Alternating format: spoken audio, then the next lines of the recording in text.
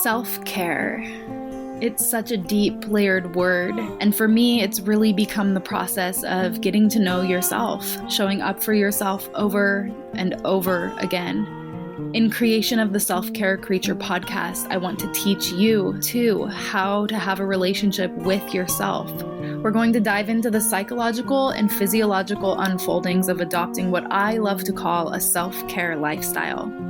This podcast is here to help you, the stressed out but spiritually minded individual who can feel that wild calling in your heart, who wants to develop self-care rituals to support your daily living, give you the confidence and know-how to live through your intuition and raise your self-worth. You deserve it. You are capable of this, and I want to help you understand how the hell to get there, what it actually means, and how do you actually live it. That's where my intention is with this podcast. The Self-Care Creature podcast, brought to you by me, your host, Courtney Klopp. Let's dive in. Hello. Ooh, we're getting started. This episode is all about morning routines, and I am really stoked to talk about this because it's something that I have cultivated into being a very important part of my life. Even though it ebbs and flows as life does. But it's something that I share very consistently on Instagram, and so I think that's part of the reason why you, my community, have a lot of questions and want to know more about it. And it was really fun reaching out to so many of you, asking about your opinion, and every single person that voted had something to say. Like, this is what I want to know about this. And of course, there were a lot of commonalities across the board, but we're going to be talking about starting a routine, what are the benefits, how to make it a new habit, how to wake up happy, and then touching on evening routines. Those are kind of like the big topics that you guys asked about. So let's dive into it a little bit. First, starting with creating a routine. Like, how did I even get started in this, and what encouraged me to do it? And I have to be completely honest, I think I really started, I'm trying to think, more regularly. I started coming into doing a morning routine, I think at like the start, like it had to have been in 2014 when I was traveling. And then I remember it especially deepening when I came home and I was a Beachbody coach for 9 months. Again, I have a whole article on that on my website. You can just type in like Beachbody Courtney Self-Care Creature blog or whatever and it'll come up. Oh, what a time. But that was really all about like grounding down and starting a routine. And my mentors and community that I was surrounded by at that time, especially with the Beachbody community, is all about, personal development is what they call it, and making sure that you spend time to do that every single day. And what do you know? Every successful person in the world seems to have some morning routine that they do. And I remember saying this on another podcast interview, but it's not about what is the routine and showing up and doing something. It's just, it doesn't matter what you do. It's a matter that you show up. I just stuttered that out. It doesn't matter what you do. It matters that you show up. And the reason for this is that, I guess just kind of blending into what are the benefits. I'm just doing this off of the top of my head. I didn't take a lot of extra time to do a ton of research for this episode because I just like chatting with you guys. These podcast episodes are really fun to just share the knowledge that I already have, and I'm a research hoe. And I will research, and then it kind of ends up turning into like this essay and how do I want to present rather than just going off of the knowledge that I know that I have in my heart.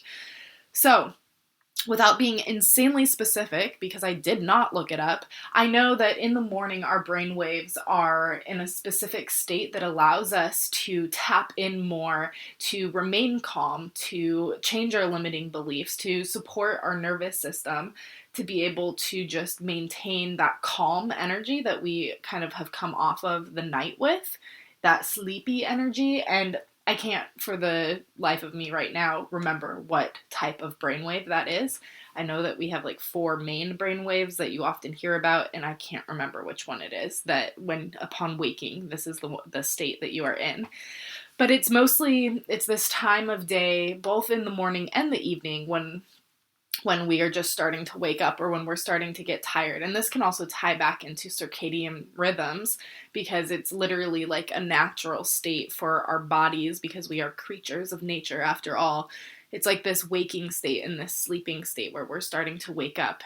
And it's like, I hear a lot of people say that morning time is like a magical time, and that it's a really potent time for you to spend time with yourself and to curate like this special energy.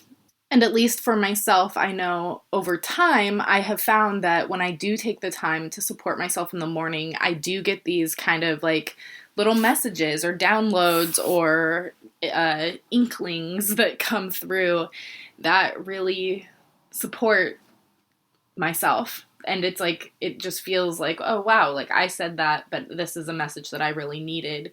And it's kind of just like you have to live in the moment and allow yourself space to experience these things. You can't really go in planning for this to happen. But so that's kind of how I ended up getting started in the whole thing, was just like personal development, being encouraged to do it by my Beachbody community, and also and then reading about it a ton, like reading about all these other famous, successful people that all had morning routines. So I started diving in to tons and tons of other people's routines. I read a book on routines. I'd read other articles, and because you can pretty much Google anybody and what is their morning routine. And so I was just trying out all of these different things. And it ultimately, of course, comes back to finding what works for you, right? That's how it just always works. And that's everything that I talk about, is finding what works for you. So we will talk about that in a moment.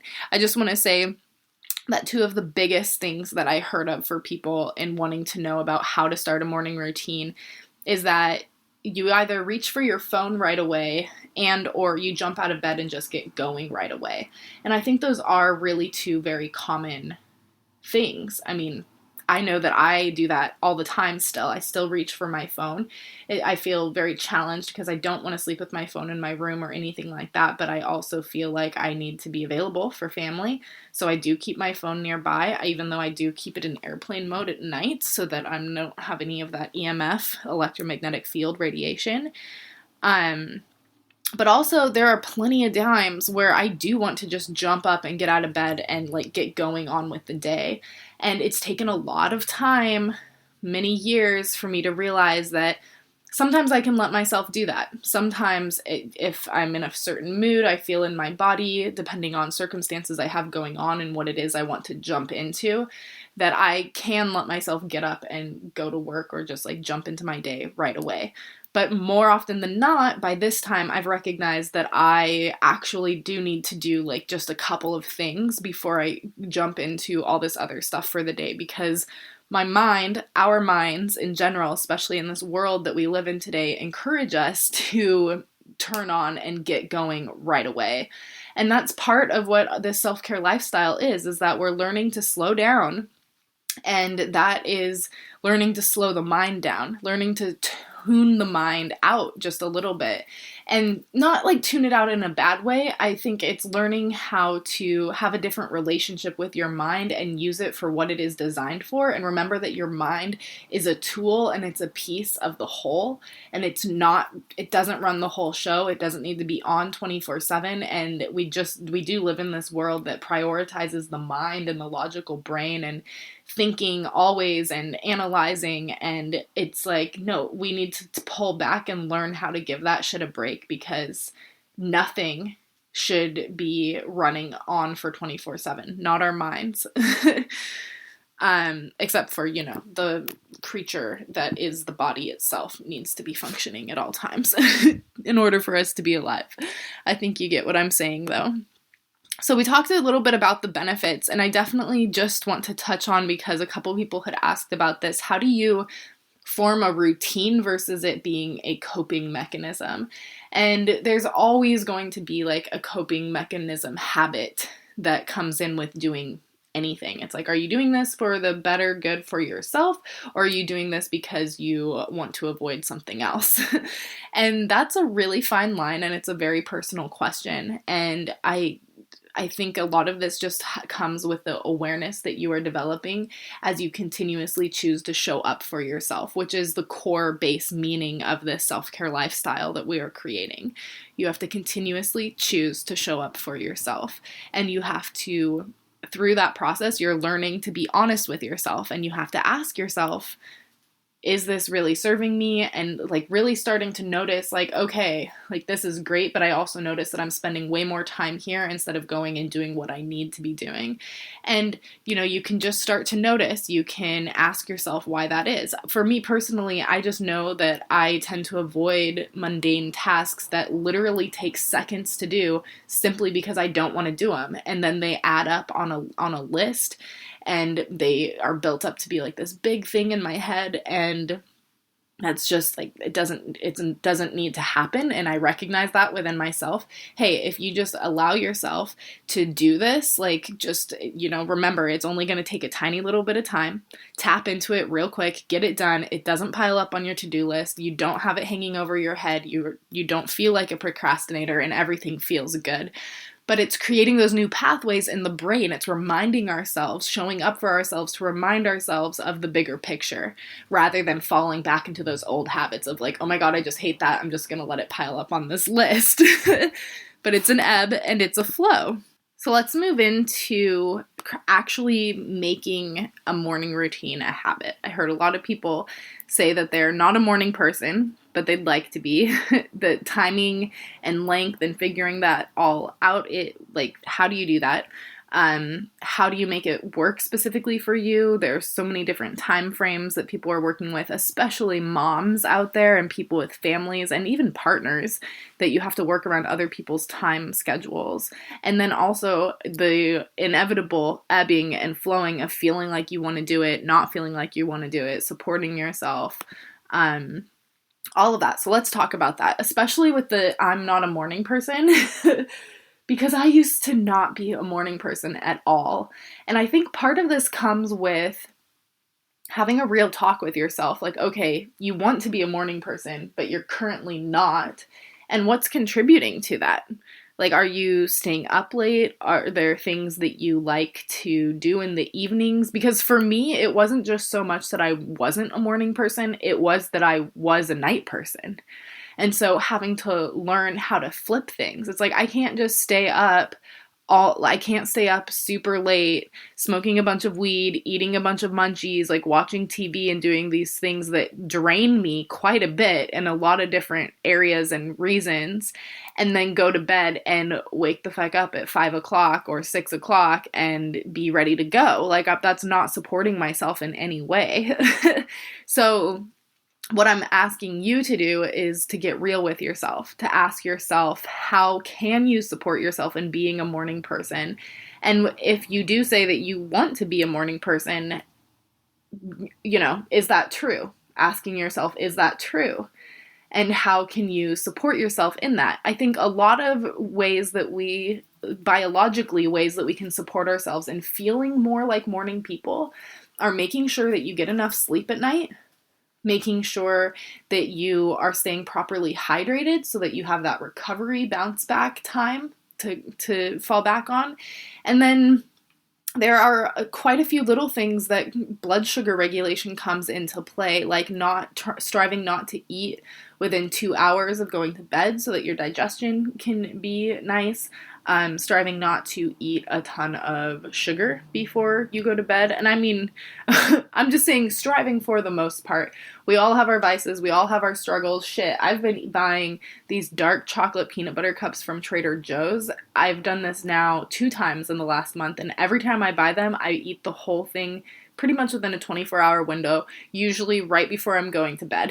So there's no shame in whatever you do. You have to remember that there is an ebb and a flow always. But these are just some supporting factors that can help you to feel more like a morning person, with just letting your digestive system chill at night, make sure that you have plentiful time for sleep, maybe considering if smoking tobacco or even drinking alcohol in the evenings is contributing to you having a deeper sleep cycle that makes it harder for you to wake up in the morning. It's just coming back to being extremely realistic with yourself, and that is going to mean looking at some hard factors that you may not be ready to change. And again, it all comes back to acceptance and showing up for ourselves and learning about this process. So that's my number one tip for being a morning person. You got to evaluate it. You got to see how you're supporting yourself. You have to ask yourself, is it true? Do I really want to become a morning person? And then give yourself the grace, please, to have a learning curve, because especially if you're not a morning person, it's going to be challenging. Some days may feel great, others may not. You may find that you have a lot less good days than the groggy days. Like, you may have a lot more groggy days than clear days, is what I'm striving to say. And you just have to, there's always a learning curve. You can't just go from not being a morning person to being a morning person like that, and it's going to feel good. So give yourself the time and the space and the support and the gentleness to know that you're figuring it out. So timing and length. Again, I'm always talking about bio-individuality and making sure that you find something that works for you. And I think the most important thing with morning routines is allowing yourself the space to let it ebb and flow. So my favorite thing is to, before you even try to get started in any of this, like figuring out a routine for yourself, maybe just track the amount of time that you want or that you have in the morning.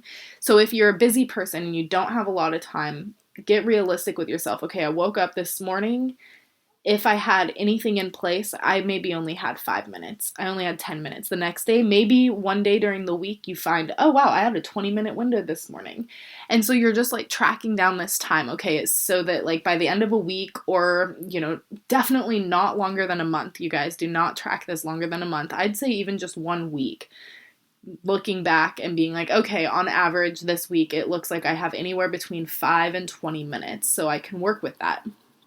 And so you're finding out your own specific time length. On the flip side of not being busy and having a lot of extra time, because I know for myself and quite a few of my clients who are new in their business and have a lot of free time and don't have a lot of their own clients just yet, that it's figuring out what works for you and allowing yourself to not be rigid and feel like you have to fit into like this box as if you lived a busy life.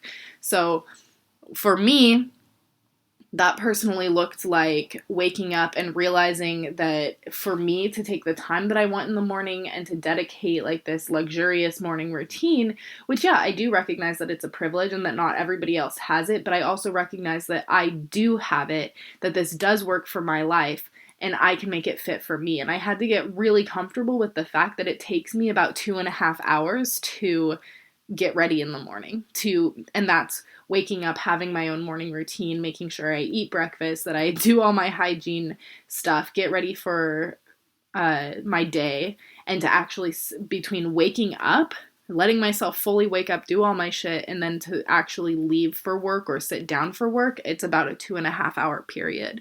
And there was a lot of personal shit I had to work through with myself. Constantly, I'm like, who does that? Nobody has that much time. Nobody does this. Like, you are just being like a super, like, what is it? Extra. You're being extra is what I would tell myself. And as every single time I started hearing myself, like, who does that? I would say, me. It's me. Like, I do that.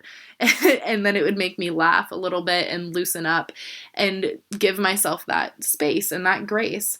And so no matter which end of the spectrum you are on, not having a lot of time or having a lot of time, it doesn't matter what else is possible. You're looking at the reality of the constructs you have to work in within your life and making it work for you, because ultimately you're just trying to figure out how to show up, how to support yourself, and you don't have to get caught in this big picture of what it's supposed to look like and what other people are doing.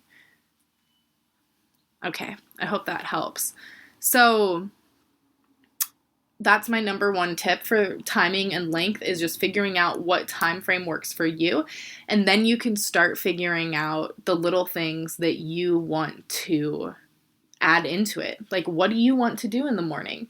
And I think a huge part that really helps me with this, and that I coach my clients on, is a brain dump. Like, brain dump all the shit that you think you want to do or that you could possibly do. Because for me, when I brain dump this shit out, there are 1,000 fucking things in my head that there's no possible way I could do it every single morning. And there are some things that I have on my list that I absolutely never gravitate towards. And so it's recognizing what you think you want to do, what's actually important to you, and then what you will actually show up for. And it's, again, being understanding that this is your life and figuring it out. And for me, over the course of the last few years, I suppose finding some form of meditation and breathing with myself has become really important, as well as a little bit of movement is usually pretty important for me. I will say that one ebbs and flows for sure. And journaling and like saying affirmations and coming to my cards and just kind of like filling myself up, reminding myself what I am living for, working towards that day, makes me feel really good. But again, these things all ebb and flow. I think the number one baseline for me is gratitude and breath in the morning. Those are the two things that for sure are always present. Even if I don't have time to do literally anything else, I can take a conscious breath and feel grateful for another day of being alive and having the opportunity to even think about all of these choices. Like, what a gift. Also, I hear a lot of people saying, how do you set boundaries? How does this work when you have little kids, or you have a spouse, or you even have a partner, and you don't want to necessarily include them? And it can be really challenging. I hear you out there, parents especially, that are like, do you understand how your kids interrupt your day? And I don't fully understand that, because I'm not a parent and I've never had to grow up. Like, I'm also an only child, so I really, truly cannot fathom what it's like to be continuously interrupted in the morning, and I'm sorry that I can't relate to you in that regard. But it's just a simple fact that our lives are different in that way, and it shouldn't discourage you from being able to do a morning routine. If anything, perhaps you have more patience to cultivate and more understanding and grace that you have to both grant yourself and grant your kids. And is it a possibility for you to get your kids in on it, or to set them up doing their own personal thing while you do your own personal thing? Of course, I always have the tips for the parents of coming back to the bathroom, and I understand you don't always get alone time in the bathroom when you're a parent, but taking that extra time to just look yourself in the eye and remember that you've got this, and taking that conscious breath and just being with yourself. I also hear a lot of questions about people in relationships, and how do I foster this relationship with myself without feeling like a weirdo, and making my partner give me time and space, and all this stuff. And there's a lot of self-judgment that comes from us, and we can project it by saying, like, how do I do this without the other person thinking that I'm weird? Well, it starts with you not thinking that you're weird. You have to be confident in setting this time aside for yourself, and people who love you will continuously support you when you want to support yourself. Nobody's going to say, I think that you're crazy for doing this thing that is making you happier and calmer and a more stable, conscious, loving, awake person. But I think the hard part comes from not always being able to involve the people that we care about, because we can't force other people to do something like this. Sometimes our partners are open to wanting to do something, cultivating something like this together, and sometimes they're not. And sometimes it looks like literally having a routine together where you sit down and you breathe together and you really share the space and you get in it together and you maybe stretch together and like whatever. That sounds amazing. But there's also a part where maybe you both have your own morning routine and it's completely separate, and you don't, like, even if you have same components, you're not doing it together. It really just matters, again, for your own life, what works for you. And perhaps some days, remember that there's the ebb and flow. Maybe some days you and your partner do it together, and maybe other times you don't. And when it comes to planning out routines, I feel like my brain automatically is like, oh, wouldn't it just be so sweet if, like, on Wednesdays we did this together or whatever. But it's, again, the ebb and the flow. I just can't say it enough that you have to be able to go with the flow, and perhaps try, like, you made the list. Maybe it would be nice to sit down with your partner and do the same thing one day together or not. But also realizing that you have to check in and see what does feel like a good day, because some days you might feel like it and other days you might not. So not sticking yourself in these boxes, coming back to the list that you have crafted and trying to ebb and flow. And it's cultivating that communication and standing up for yourself, as well as learning, checking in. What do I need today? What does my intuition say? Where am I? How do I feel about all of this? Continuously coming back to yourself. And that really is how you make it long lasting. And that's how, because so many of you have reached out and said, I just don't know how to make this long lasting. I don't know how to make this a new habit. I keep falling back into old patterns. I keep falling off the wagon, or whatever you want to call it, the proverbial wagon. And, like, how do I switch it up when I get bored is another big question. And I think if you are sticking true to yourself, and you're cultivating this awareness by continuously showing up for yourself, that you can be real with yourself and recognize when you're getting bored. When is it time to switch up? Only you can know. And oftentimes our energies will begin to change with the seasons. So that can be one way to look at it. Also, when we have a lot of stress going on in our lives, that's going to rattle the cage a little bit. But really, it comes back to learning how to support yourself and set boundaries and let it all flow for your life and be realistic for you, and to not fit any other mold. It's really finding what works for you, and that's what's going to make it long lasting, and that's how you're going to know how to switch it up. And anytime that you quote unquote fall off this wagon or off the path, that is an opportunity for you to continue to show up for yourself again. And it's just noticing. Just because you notice that you're not on, or that you are off, it doesn't mean that you have to jump back on right away. It doesn't mean that you're a bad person. It doesn't mean that everything's gone wrong, or that you messed everything up, or that there's anything to fix. It just means that you're not experiencing, like, a higher vibe emotion for whatever reason. Or that, it doesn't even necessarily mean that you are experiencing a low vibe emotion, because we have habits and patterns that we want to move away from, but it doesn't mean that they're low vibe. I mean, hell, if you like partying and going out or staying up late at night, like, those things might feel good and you might enjoy them, but it doesn't necessarily support you in also wanting to be like a slow rolling morning person. It all comes back to that awareness that you are cultivating for yourself and learning how to make decisions for yourself. And it's a courageous place to be in, because you're learning how to stand up for yourself and how to make decisions for yourself, regardless of this world that makes you feel like you have to be an all or nothing person and you have to fit inside these boxes, and that you can't be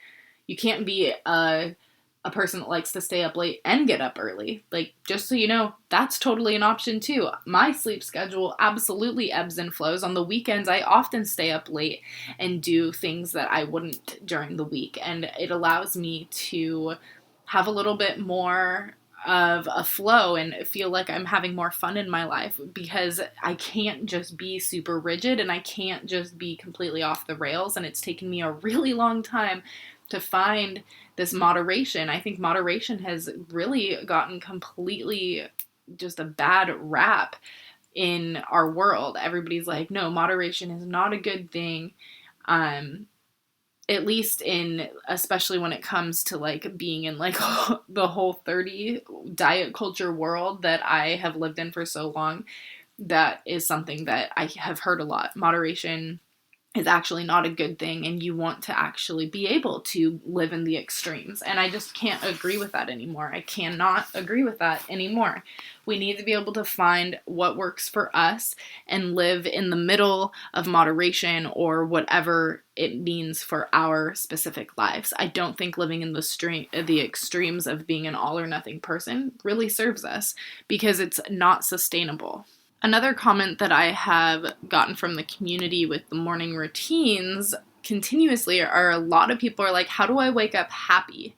I often wake up miserable or grumpy, and I know that morning is supposed to set the whole tone for the day, and how do I harness and keep this good energy and make it last all day? Or how do I change my mind when I wake up in a bad mood? And things like that. And oh my, I feel like this is a little bit of like a heavy one because it's not possible to wake up happy every single day. That's not realistic. That's not a goal to have. I understand that you want to feel better and that you want to learn to support yourself and to cultivate this self-care lifestyle and learn how to support yourself in a way that makes you feel good. Ultimately, that is the bottom line, and I hear you, and that makes sense, but please do not make your goal to wake up happy every single day, because you will be disappointed. There's no possible way that you can wake up happy every single day. But there are circumstances and support tools and mechanisms that you can put into place to learn how to feel better. And that really is what this is all about. You're cultivating the tools to support yourself to feel better. And so it's like, how do you harness this energy and you feel good, and how do you really hold on to the tone for the day?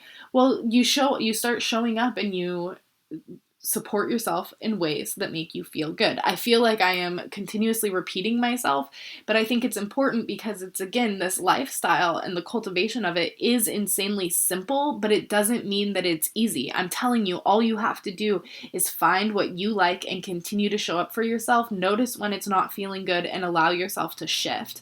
But I know that you want me to be able to tell you like, oh, if you just wake up in the morning and do like this thing every single day, your life's going to change. And it really, that the answer that I'm giving you is, if you get up in the morning and you try anything that makes you feel good and works for you continuously, more days than not, striving for the consistency, but knowing that it's not going to happen all the time, that is your magic formula. That's what's going to change your mood. But even with this term, morning sets the tone for the day. Well, yeah, it might, but just because you have a bad morning doesn't mean that the rest of your day is screwed. And even if you have a good morning, it doesn't guarantee that the rest of your day is going well. It's continuously choosing to show up for yourself, to develop this awareness that allows you to have more conscious reactions. I think that is a huge, huge piece of this lifestyle. And the more that it allows us to be able to recognize more when our thoughts are starting to slip. And this is why I love meditation so much, but it's also just the slowing down and spending more time with you and getting comfortable with your thoughts, recognizing how much your brain is turned on and the things that you're thinking and the patterns that it takes you down, or the stories that it tells you. And the continuously showing up for yourself. I'm just going to say it like 1,000 freaking times. But it's the continuously showing up for yourself that allows you to notice your thoughts, to be able to call them back, and to be able to choose differently.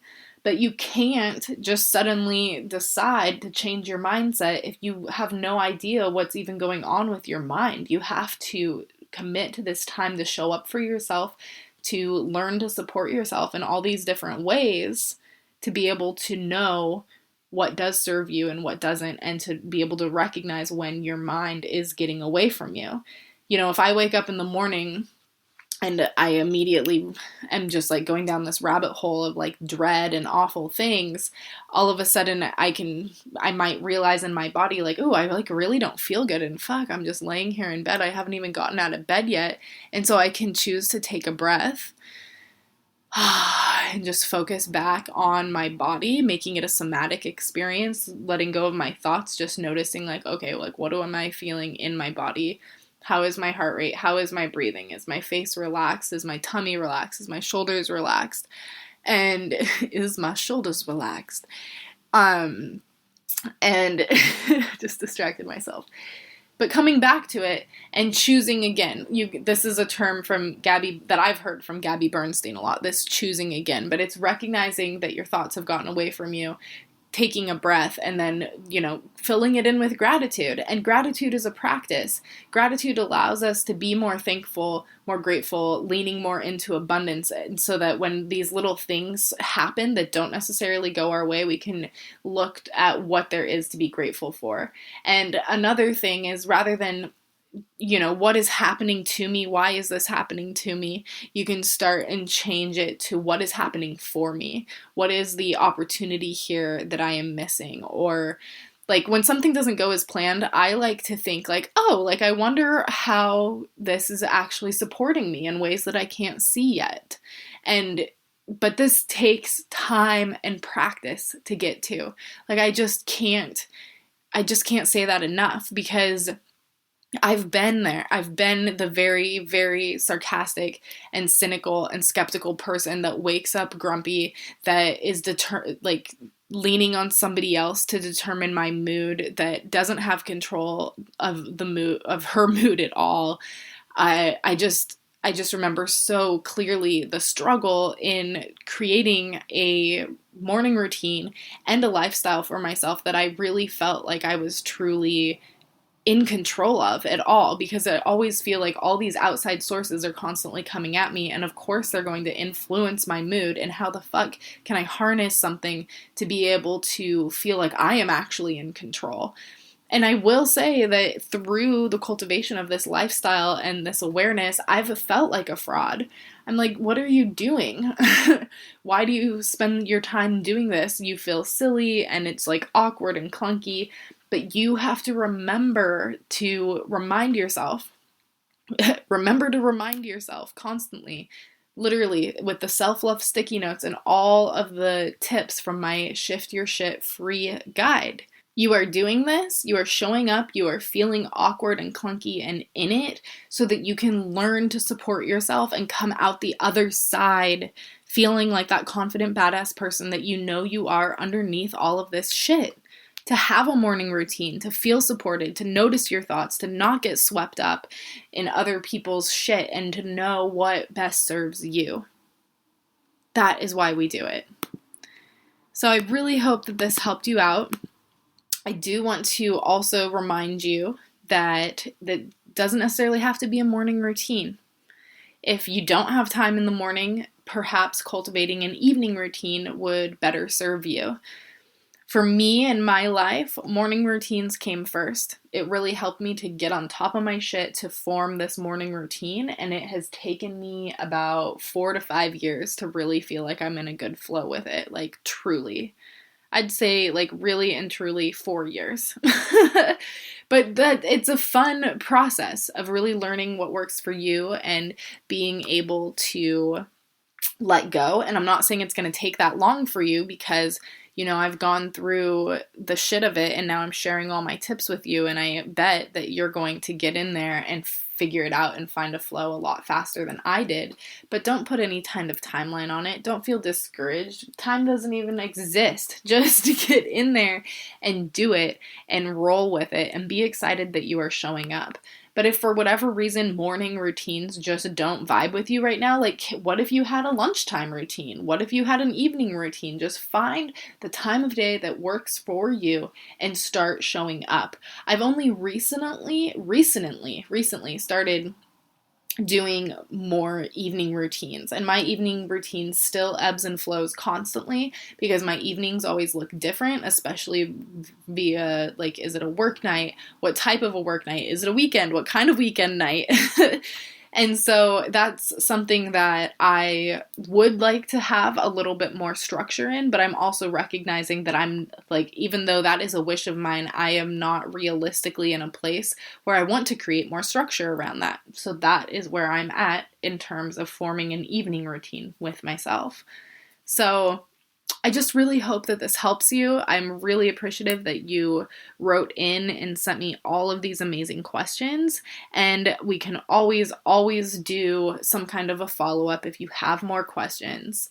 There were a few of you that also shared you love seeing what other people's morning routines are, that you're just excited to hear what mine is in that regard. I know I didn't share a lot about what my morning routine is in this episode, but if you follow me on Instagram or for any extended period of time, then you will know because I talk about it pretty frequently. I also think that it would be really fun to be able to support each other and see what others in our community are curating for themselves for just any routine, whether it's morning or not. So I want to invite you to possibly make a post about your morning routine and use the hashtag self-care creature routine, because you are becoming a self-care creature and this is the routine that you are crafting for yourself. So self-care creature routine, if you feel called to make a post about it, and then you can, if you're using that hashtag, I'm sure it will be like a slow, steady movement, but you use it, tap into the tag and see who else has posted it, and then we can get in there and meet other community members and support each other in learning how to cultivate this shit, because it's not easy and we're not in it alone, and it can be isolating through the interwebs, but social media is great to meet people, to have this connection. We are all about community here, so let's do it. Thank you again for being here, and I will talk to you soon. I just want to take a quick moment to sincerely thank you for tuning in today. It really means the world to me that you are here supporting me, listening to what I have to say, and I sincerely hope that it finds you well and helps you wherever you're at in your life. And if you're ever wondering what other kind of stuff I have to offer you, you can check out my free resources or my paid offerings, both available on my website, www.selfcarecreature.com. And if you're looking for another simple and free way to support my business, because woo, small business, you can simply leave a review for the podcast, or even easier, take a screenshot right now and post it and tag me on Instagram. That is the easiest way, and it just builds community, builds connection. I will be able to see it and connect with you then. Thank you for taking the time to do that. Thanks for being here. Cheers.